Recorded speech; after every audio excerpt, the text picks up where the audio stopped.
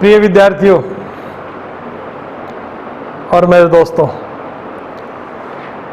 आज इस राष्ट्रीय सद्भावना और सौहार्द के दिन ईद के मौके पर आप सभी को डॉक्टर आनंद क्लासेस परिवार की ओर से हार्दिक बधाई।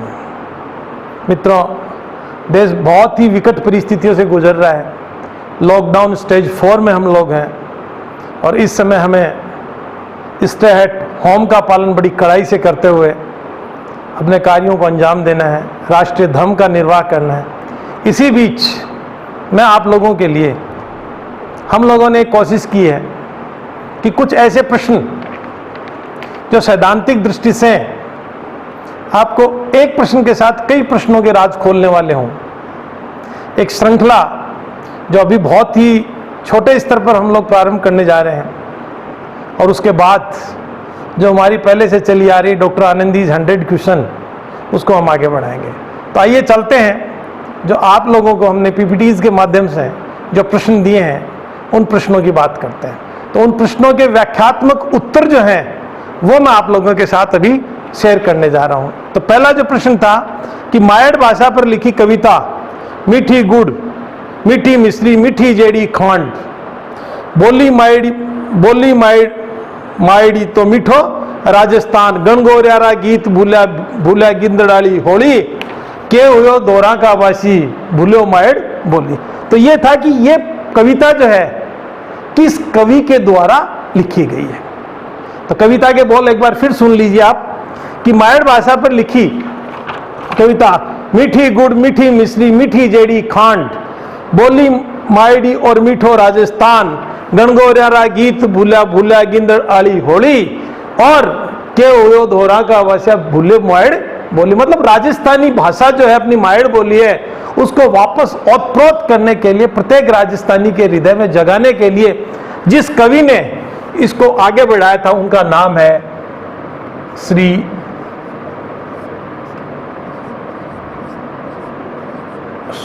Sukhvir Singh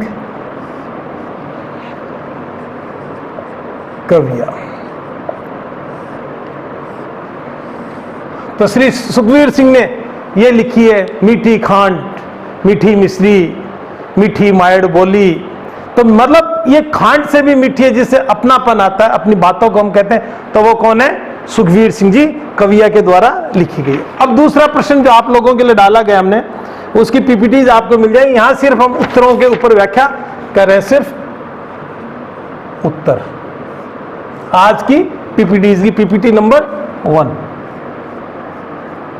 PPT number 1। दूसरा प्रश्न जो है हमने जो लिखा है, विभिन्न देशीय भाषाओं और बोलियों का परिचय देने वाली 2 पुस्तकें, जिसमें एक पुस्तक का नाम है नौ बोली छंद। अब यहां एक अगर अपन ऑथेंटिक बुक्स पढ़ते हैं तो हमें इन राजस्थान की भाषा और साहित्य और उनकी बोलियों को जानने के लिए हमें यह देखना पड़ेगा कि सबसे पहले बोलियों की जो व्याख्या की गई है वो किन पुस्तकों में की गई। तो विभिन्न देशीय भाषाओं और बोलियों का परिचय देने वाली 2 पुस्तकें, जिनमें से एक का नाम तो क्या है? नौ बोली छंद। प्रश्न नंबर 2, एक का नाम है नौ बोली छंद, 9 बोलियों में जिसमें छंद लिखा गया है। और दूसरी पुस्तक जो है उसका नाम है, यह होगी पुस्तक ए और यह पुस्तक है 8 देश की गुजरी। देश की गुजरी, 8 देश की गुजरी से कि जहां मेले और सम्मेलनों में वहां भांति भांति के लोग इकट्ठे होते हैं और उनके द्वारा जो भाषाएं या वो बोलियां बोली जाती हैं, उन बोलियों का संग्रह लेखक ने जिन पुस्तकों में किया है उनमें एक का नाम है नौ बोली छंद और दूसरी का नाम है 8 देश की गुजरी। अब 9 बोली छंद है, उनमें देखिए कौन कौन सी भाषाएं हैं। पहली है गुजराती, अटेची, जैसलमेरी, मुल्तानी,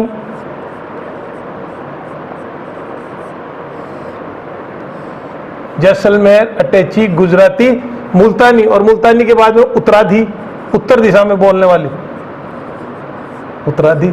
उत्तराधी के बाद में आपकी आ जाएगी पूर्वी, पूर्वी के बाद में आ जाएगी आपकी दिल्ली की दिल्लड़, जो दिल्ली के क्षेत्र में बोली जाने वाली भाषा थी। एक थी खुरासानी, जो खुरासान अफगानिस्तान,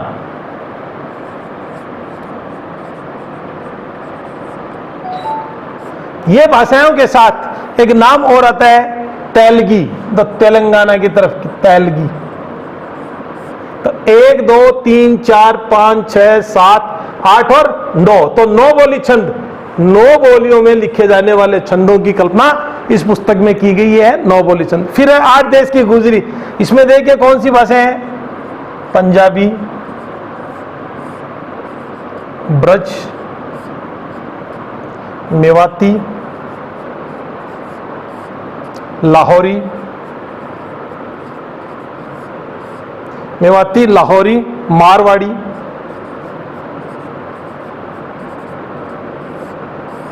उसके बाद में आती है आपकी ढूंढाड़ी, उसके बाद में आती है आपकी काबिली, जो काबुल की तरफ बोली जाती है, और फिर आती है वागड़ी, फिर आती है वागड़ी। तो पंजाबी, ब्रज, मेवाती, लाहौरी, मारवाड़ी, ढूंढाड़ी, काबली और वागड़ी, ये 1 2 3 4 5 6 7 और 8, तो 8 देश की गुजरी, मतलब 8 राज्यों के लोगों के द्वारा बोले जाने वाले। तो इसलिए साहित्य के लिए प्रारंभ में विभिन्न देशीय भाषा और बोलियों का परिचय देने वाली 2 पुस्तकें अपने पास है। कौन सी? एक 9 बोली छंद और एक 8 देश की गुजरी है। प्राचीन, सबसे पुरातन बोलियों और भाषा पर व्याख्यान देने वाली पुस्तकें। अब देखिए साहब, आगे आइए, अगला प्रश्न। राजस्थानी संस्कृति में गीत कलाली की एक पात्र का नाम पातुड़ी है। आपने सुना होगा गीत, और एक कलाली मेरी नथली गिरवी रख ले, आवे लो मेरो छैल भंवर भी ना थोड़ी थोड़ी देर। तो उसमें एक नाम तो क्या है? पातुड़ी, और दूसरा नाम क्या है? ये हमने आपसे उम्मीद की है, और पातुड़ी है ना। तो इसमें दूसरा नाम है सजन कलाली। एक का नाम क्या है? पातुड़ी,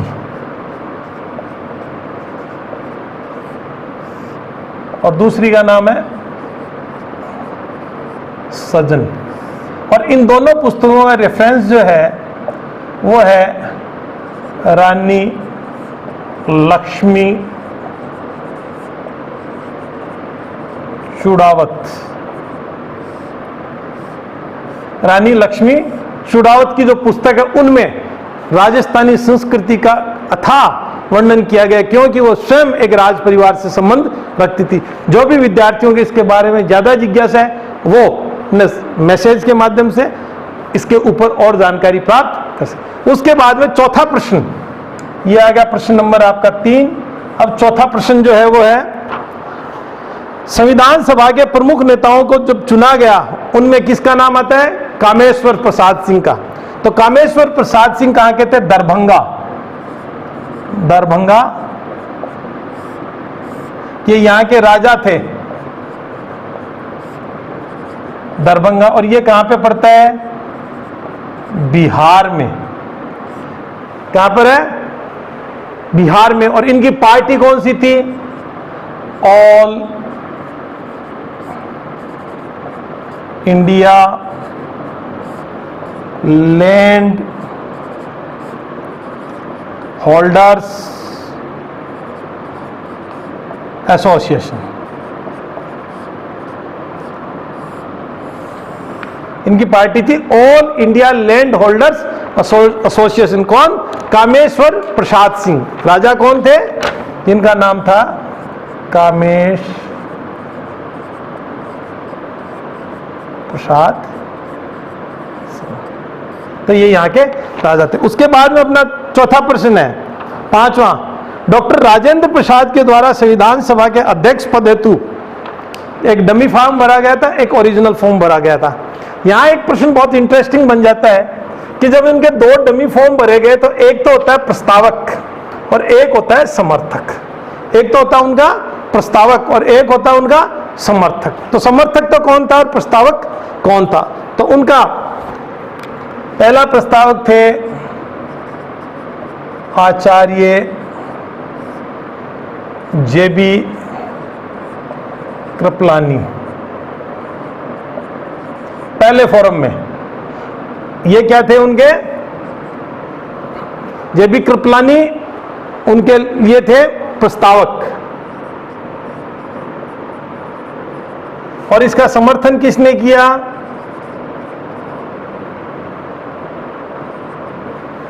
सरदार वल्लभ भाई पटेल।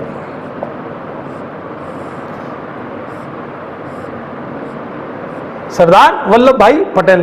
तो उन्होंने जब 2 फॉर्म भरे थे तो अपने प्रश्न तो एक का ही था कि प्रथम जो फॉर्म भरा था उसका प्रस्तावक कौन थे? आचार्य जे.बी. कृपलानी। और समर्थक कौन थे? उसका समर्थन क्या था? सरदार वल्लभ भाई पटेल ने। लेकिन मैं दूसरे फॉर्म का भी आपको बता देता हूं कि जो दूसरा फॉर्म भरा गया था उसके प्रस्तावक थे हरे कृष्ण मेहताब। हरे कृष्ण मेहताब। और उसके अनुसमर्थ थे नंद किशोर दास।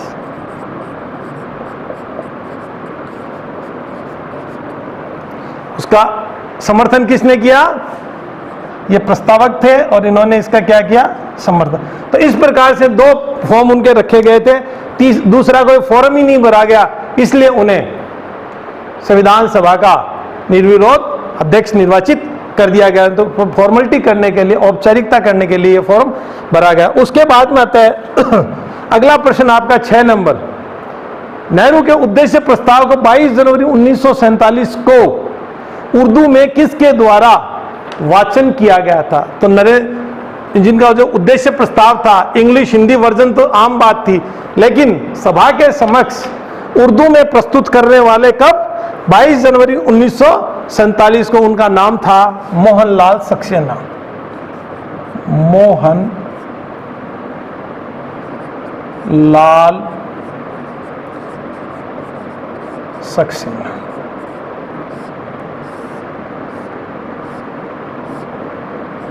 उर्दू में पठन, उर्दू में पठन किया था मोहनलाल सक्सेना के द्वारा। फिर आता है सब अगला प्रश्न आपका, बी.एन. राव, बेनेगल नरसिम्हा राव, संवैधानिक सलाहकार, वाइसदार द्वारा उन्हें जब संवैधानिक सलाहकार नियुक्त कर दिया गया। ये बहुत ही लर्नेड, बहुत ही विद्वान व्यक्ति थे, भारतीय इतिहास के गौरवशाली व्यक्ति थे। इनके लिए प्रश्न था कि बी.एन. राव संवैधानिक सलाहकार होने से पहले किस राज्य के प्रधानमंत्री थे? तो यहां से अब यह प्रश्न यह आ जाता है कि बी.एन. राव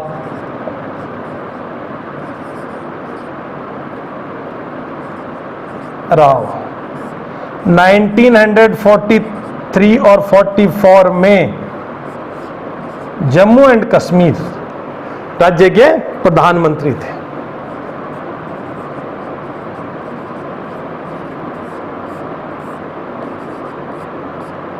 प्रश्न थोड़े से आपको यूं लगते होंगे, लेकिन जब देखें इनके बारे में, ये अंतर्राष्ट्रीय न्यायालय के न्यायाधीश भी रहे हैं, सुरक्षा परिषद में भी इन्होंने प्रस्ताव रखे हैं, बहुत सी इनके बारे में जब आप बात करेंगे तो मैसेजेस में अपन बात कर सकते हैं इनके बारे में। अगला अपना प्रश्न है, 24 जनवरी 1950 को गाया गया राष्ट्रगान सर्वप्रथम किस कांग्रेस के अधिवेशन में गाया गया था? तो यहां रविंद्रनाथ टैगोर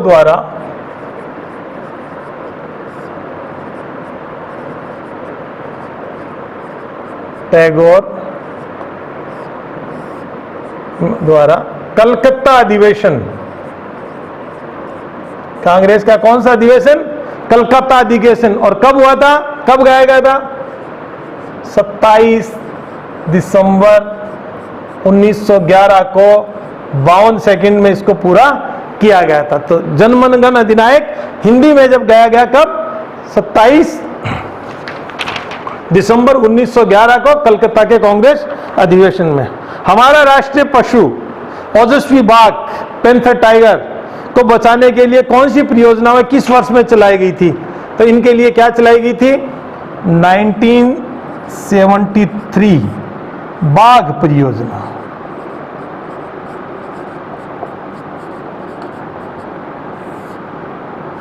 और अगला प्रश्न था, संविधान सभा में बोलने वाले प्रथम वक्ता कौन थे? तो संविधान सभा में बोलने वाले प्रथम वक्ता आचार्य JB कृपलानी थे। और साहब क्यों थे? इसका कारण ये था कि वे उस समय INC इंडियन नेशनल कांग्रेस के अध्यक्ष थे। तो अध्यक्ष होने के नाते उन्हें यह मौका दिया गया था। इस प्रकार अपने ये 10 प्रश्नों के उत्तर आप लोगों के साथ व्याख्या की दृष्टि से हमने साझा किया। आप लोगों का सहयोग और संबल हमें मिलता रहेगा तो हम आप लोगों के लिए और व्याख्या के साथ अच्छे अच्छे प्रश्न निकाल के लाएंगे जो आपके ज्ञान के भंडार में एक नया उत्साह सर्जित करेंगे और अपना जो एक मेथड है, ट्रेडिशनल मेथड, उससे हटके कुछ चलेंगे। तो मित्रों, आपको ये हमारा प्रोग्राम अच्छा लगे तो आप इसे अपने मित्रों के साथ शेयर करें, लाइक्स करें, कमेंट्स दें और ज़्यादा से ज़्यादा सब्सक्राइब करें। क्यों कि डॉक्टर आनंद क्लासेस बहुत ही जल्द आपके लिए एक बहुत बड़ी खुशखबरी लेके आने वाला है। वो अभी भविष्य के गर्भ में है। आप निश्चिंत रहें कि हमारा उद्देश्य पढ़ो और आगे बढ़ो और एक मात मान के चलना। शिक्षक कभी धन पिशाच नहीं होता है। हम पैसे के लालच में कोई ऐसा काम नहीं करेंगे जो आपके भविष्य के साथ खिलवाड़ करता हो। धन्यवाद।